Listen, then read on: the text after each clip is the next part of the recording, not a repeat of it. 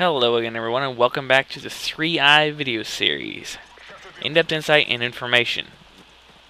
This is the first video I've been able to put up in almost a month and a half now, and I'm not going to give the explanation for that in this video because I have a few things I want to set up. I now have access to a camera, so I'll go ahead and do that hopefully in a video of me up in the right hand corner of the screen, and some gaming video as well.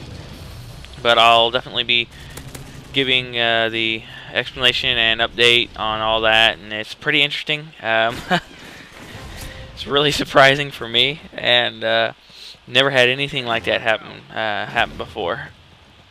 So I'll be giving you an update on that. Go ahead and give you some information on this game. This is a capture the flag, and I'm playing with the team that I play with, which is Aces and Eights, Deuces Wild, Queen of Hearts, and then sometimes Brad, but I don't believe he's on this game.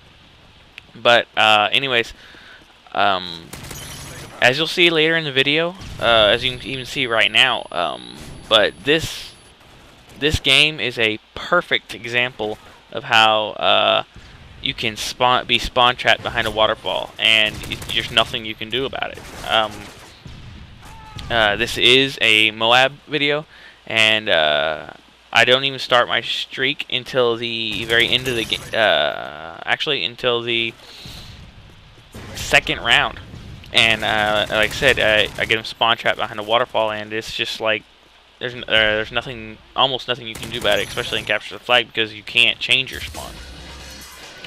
But in the beginning, in the first round, we were having a lot of trouble, like I said, because we were spawning back behind that waterfall.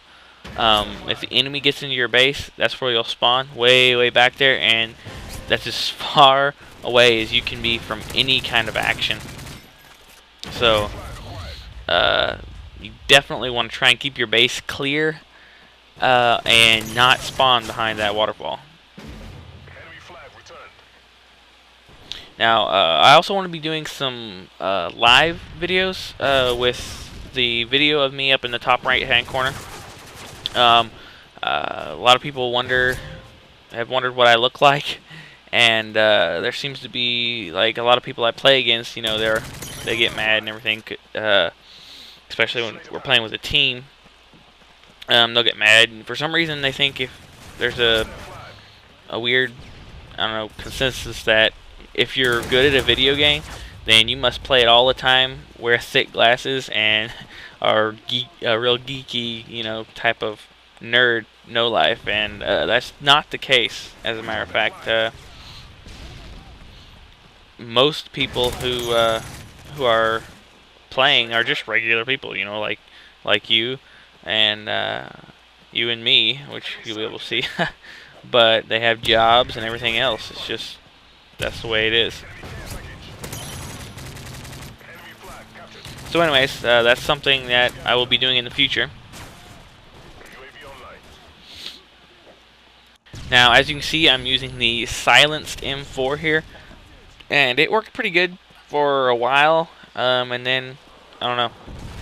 It was when I was going through that stage of using different weapons, because I was getting tired of the main weapons, you know, MP7, ACR, that kind of stuff. And the M4's not a bad gun, especially if you're a low rank. It's extremely accurate and has a high rate of fire, so it's a pretty good gun. And the perks I'm using are the same for most of my previous MOAB videos. And being gone for a month and a half, you know, I'm pretty rusty. I've started getting back some of my previous ability to play, but I'm still kind of rusty, so it may be a little while before I can get back to getting MOABs, and definitely it's going to set me back on my SPAS MOAB. I haven't even used it yet because I've been, you know, really having to try hard. So I'm using that MP7 and ACR for sure.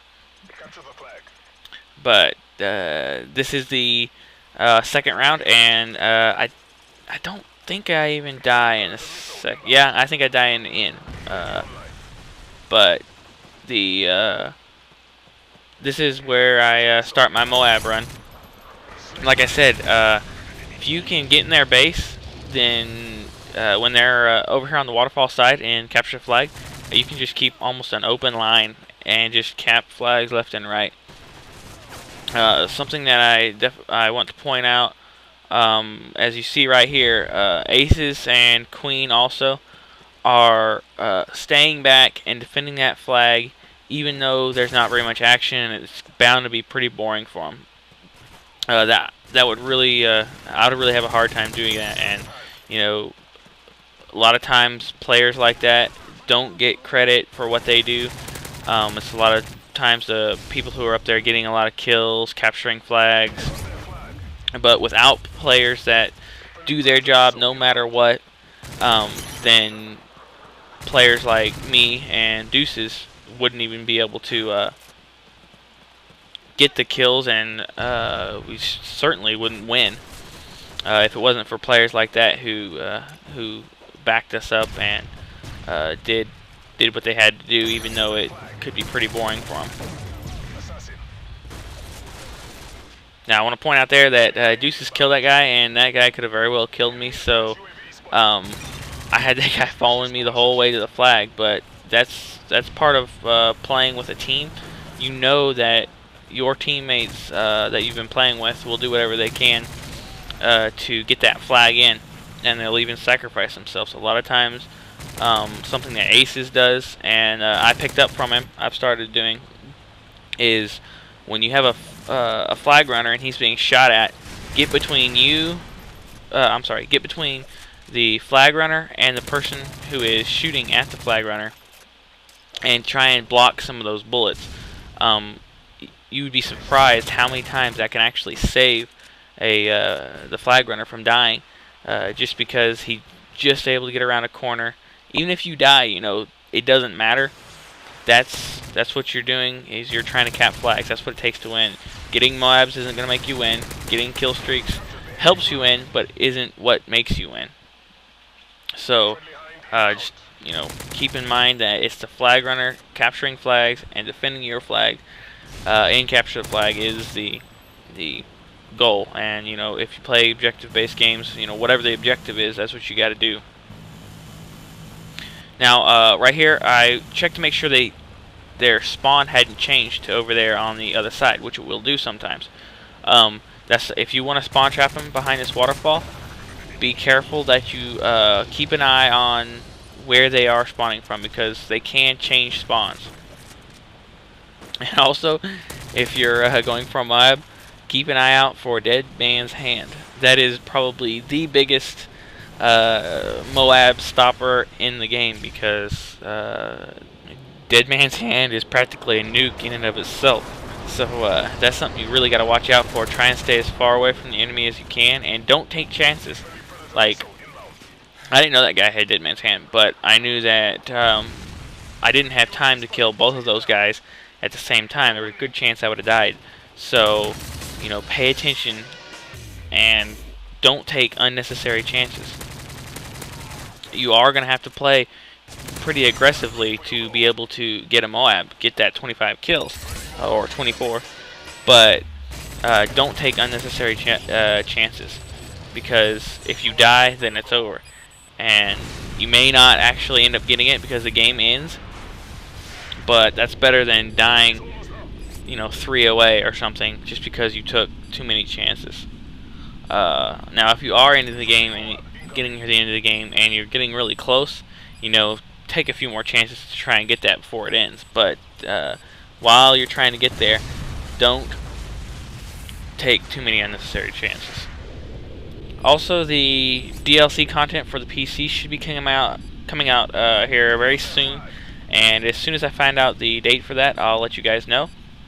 And I'm sure I'll be getting that DLC. So that is going to wrap up this episode of 3AI. Hopefully you enjoyed it. If you have any questions or comments, you can go to callofdutyseries.com and post them in the forums, or you can email me at res@callofdutyseries.com. Be sure to hit that like and subscribe button, and as always, your comments and suggestions are welcome.